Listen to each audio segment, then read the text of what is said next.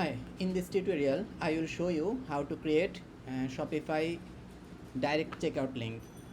That means direct product checkout link. So you can share that link with or add that link on any website and people can purchase your product directly.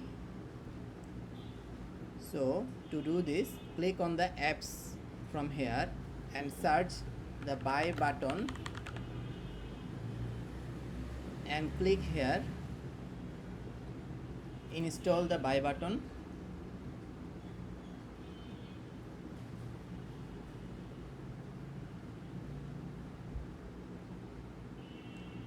Buy button installation complete.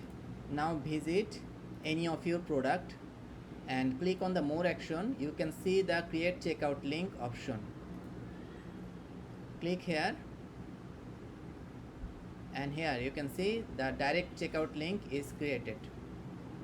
Now if you paste this link on any browser, then you will be able to use the direct checkout.